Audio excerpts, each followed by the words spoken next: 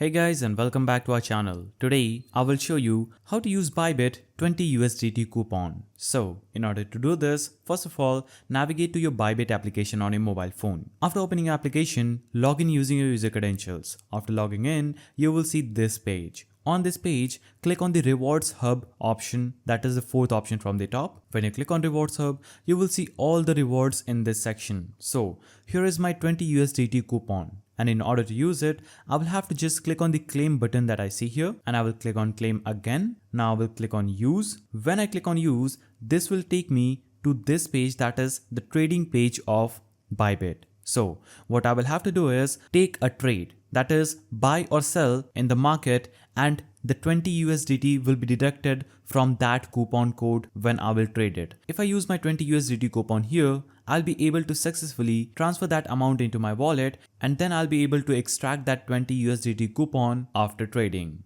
So that's the simple way to use Bybit 20 USDT coupon. If you found this video helpful, please don't forget to give it a thumbs up, subscribe and hit that notification bell. And I will see you in the next video.